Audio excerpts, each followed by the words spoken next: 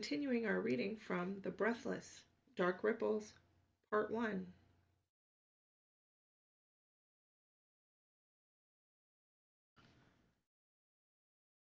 Chapter 9, Well Met. Greg feels as if his whole world has just turned itself inside out, but oddly, the opposite side seems brighter. Greg's missteps may have been superficially forgiven, but it's clear that Nadia hasn't forgotten. His pleading apologies given to her over the phone to the surreal and distracting accompaniment of Baba Kosmina loudly singing some Romanian folk song in the background had brought her around somewhat, though she hadn't cut her stay short.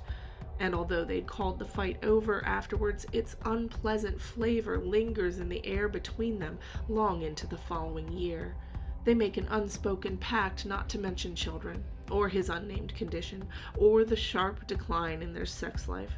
The omissions stretch into awkward, sullen silences over meals, dormant landmines they cover by switching on the news while eating. Nadia begins to spend every other weekend at her mother's.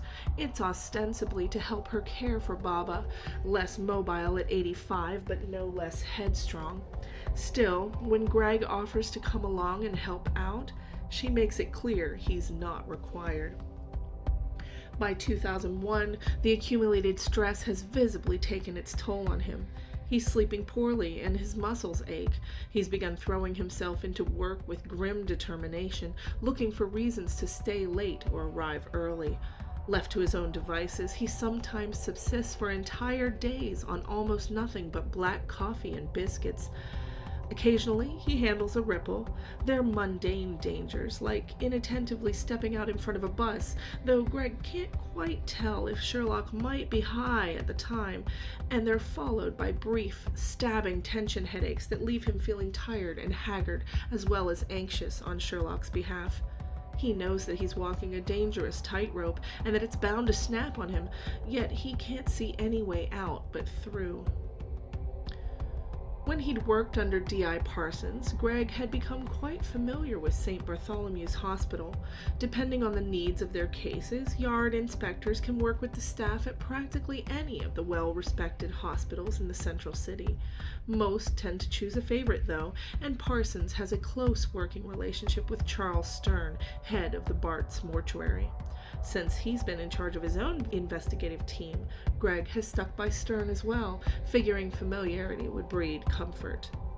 There's a new junior pathologist working there this spring, a quiet slip of a girl with pale skin and flyaway brown hair.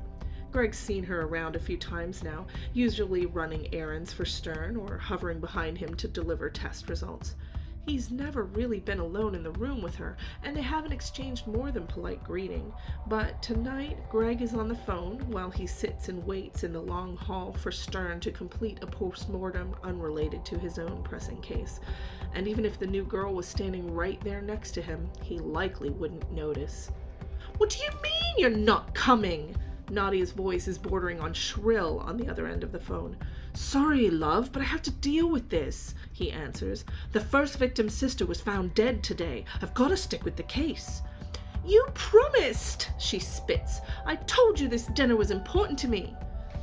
"Less than 2 bleeding days ago, as if I could possibly control an ongoing murder investigation. And I only promised I'd try." Aloud, he says instead, "Look, I'm sorry to miss it, but I can't change this. I'll be at the next one." "Sure you will. I'll believe it when I see it, Greg. If you just—" It's no use. Nadia's hung up on him, and that tips him right over the breaking point. He pounds his right fist down hard into the seat of the folding chair beside him. Pain immediately shoots up from his knuckles, and he exhales a long, high-pitched groan through his nose. A timid voice pipes up from the end of the hall. "Bad day?" Greg's eyes pop open to see the young pathologist. "Oh, sorry, I didn't realize anyone was—" "Yeah," he sighs, slumping in the seat. "Bad day." She's walking towards him now, clutching a clipboard against her chest like a shield. "You should let me see that," she says. He must be looking at her strangely because she immediately flushes and follows it up with, you might have really hurt yourself." Greg looks down at the hand he's got pressed into his thigh. It does hurt. Don't think I mucked it up too badly, Dr. Sorry? Hooper, Molly, it's all right. I'm still new. Dr. Stern isn't much for introductions anyway. She tilts her head, takes a short step closer, and lays the clipboard on a nearby chair. The hand? Yeah, okay. He stands up and holds it out, wincing in equal parts discomfort and embarrassment as she carefully manipulates his fingers. I don't think you'll be needing the A&E, Inspector, Dr. Hooper concludes shortly, releasing his hand with a short glance up at him. But you could do with a bit of antiseptic. I'm sure it's fine. Doesn't hurt much, he lies. Not that I don't believe you, but, well, you shouldn't be going in there with open wounds. She indicates the morgue down the hall behind her, with a flick of her head that makes her braided hair snap over her shoulder. It was stupid of me. I shouldn't trouble you. Come on, she tells him, already beginning to walk away. Dr. Stern will be a while yet. Don't think you can get past me to see him, not unless you at least let me put a plaster on that. She's a head shorter than him and looks light as a feather. Greg pauses for a second at the absurd image of her stopping him. With a tiny, bemused smile, he follows her from the hall. Dr. Hooper has sat Greg down at a table in one of the deserted pathology labs. After a little rummaging in a cabinet at the back of the room, she returns with a double handful of supplies. Don't worry, she chirps, perching on the next stool. I do know how to deal with living patients, too. At least for things like this. Sometimes one of us gets nicked by a slide. Andrew broke an Erlenmeyer flask last week. Did I look worried? A little. Or maybe that's just your face? Gee, thanks. He sucks air through his teeth at the antiseptic sting. Sorry, Inspector. It's fine. You can call me Greg. It seems ridiculous to stay so formal with someone who's practically holding his hand. Okay, call me Molly then. There's a moment of quiet while she finishes swabbing his split knuckles. As she sets the used swab carefully aside, she asks, So, how long have you been married? 10 years, this July. Look, I don't know how much you heard. Don't worry about it. It's fine. He feels like he needs to explain things nonetheless. She manages a catering firm. The British Hospitality Association has some big annual gala dinner tonight. They're presenting her with an award or a certificate or something. Molly looks up from the gauze at that. Or something? Yeah, all right. I admit it. I should know. I'm not judging. I mean, maybe you should, but, you probably have more on your plate. You don't know the half of it, he sighs. She nods, briefly lifting her hands away to snip a precise length from a roll of cloth tape. It's tough, being in the more stressful career. The guy I'm dating, he works in a pet shop. Oh, yeah? Well, I say dating, but I don't actually know if that's going to last much longer. She cuts another length of tape. He's lovely, but he just doesn't get it. My job, I mean, the schedule, the responsibilities. A bit like your wife, I should think. And it seems it's starting to sink in with him that I actually do spend most of my time with dead people. Greg snorts.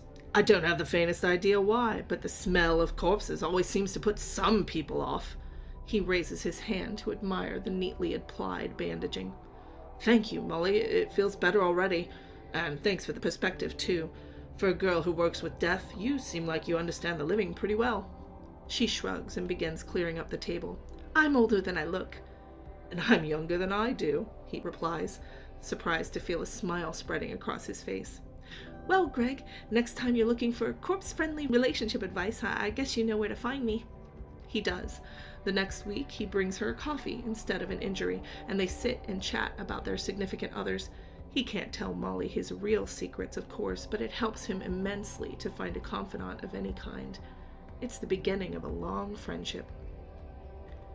Despite the understanding outlet Greg's found in his new friend, the next few years are less than peaceful at home.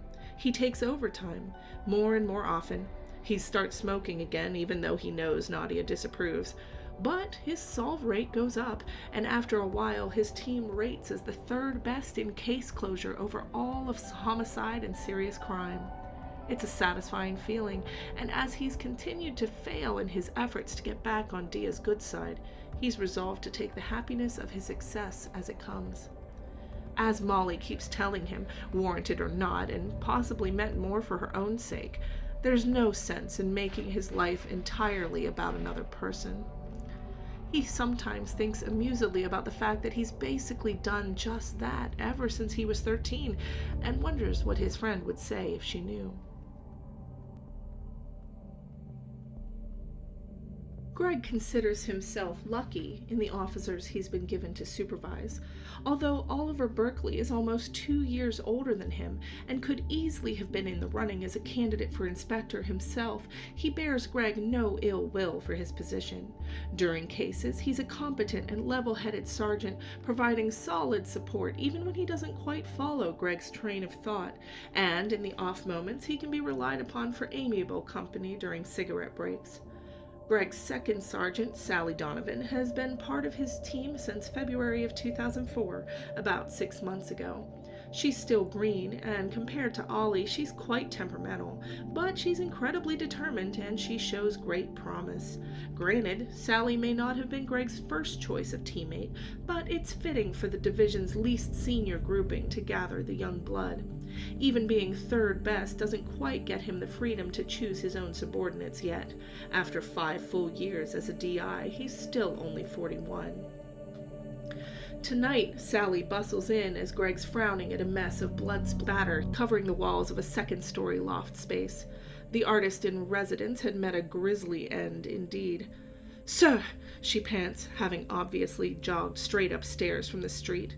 "There's some young punk outside. He's causing a ruckus." "Well, what's he want?" Greg mutters, leaning close to squint at the shape of a droplet and trying, not quite successfully, to picture the sort of force necessary to create it.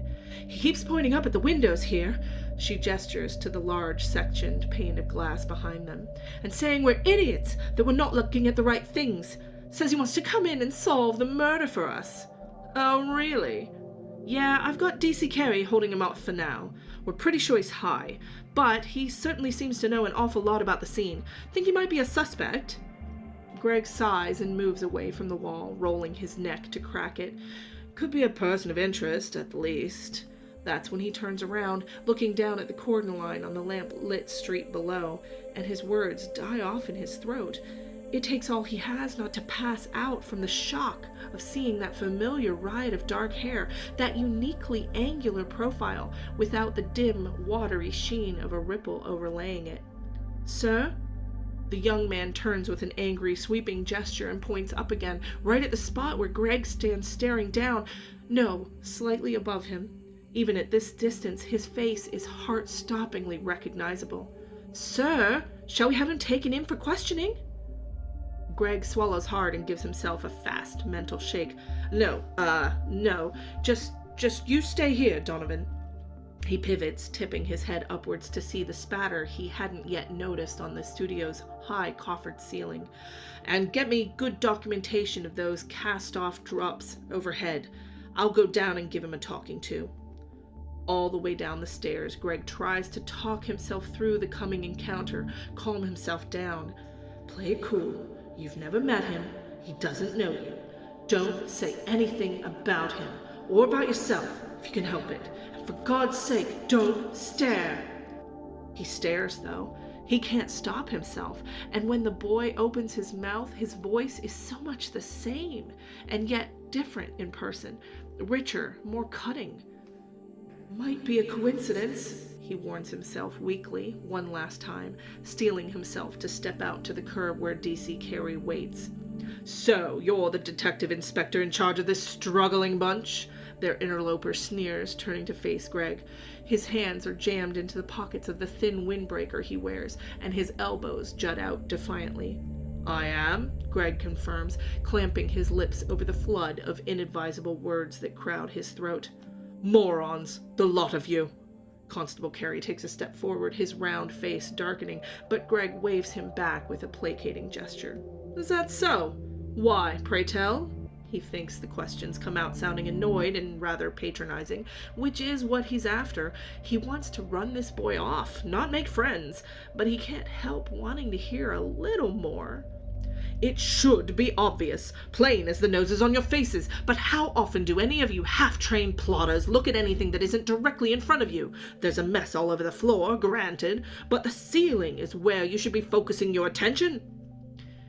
In response, Greg raises an eyebrow and makes an unhurried turn to look up at the brightly lit loft window, hoping, yes. "Oh, you mean like we're doing right now?" he asks, nodding placidly at Sally's distant figure aiming her camera upwards. The young man beside him follows his gaze and lets out a huff of breath. "Yes," he mutters. "Not that you'll likely have the first idea what you're looking at." "You want to watch yourself talking like that," Greg says briskly, facing him once more with arms crossed. "You're liable to make someone think you were involved in the crime." He whips his head around abruptly, opening his mouth for what's clearly meant to be a scoffing denial, but then snapping it shut again. "You don't think that?" he says, blinking at Greg somewhat suspiciously. There's something leaping in Greg's gut during nervous cartwheels, but somehow he manages a stern face. "Maybe not, young Mr. Holmes. Sherlock Holmes." "It's true," he thinks, and locks his suddenly watery knees, desperately willing his expression to stay impassive. "It's all true. Bloody buggering fuck." "Well, Mr. Holmes, I think you've made enough of a nuisance of yourself for tonight, don't you? Go on, move along, before I rethink my assumption." For a moment, it seems Sherlock will persist. Greg forces his features to stone, staring him down, and to his incredible relief, the young man sniffs scornfully and stalks away down the street. Greg feels as if his whole world has just turned itself inside out, but oddly, the opposite side seems brighter.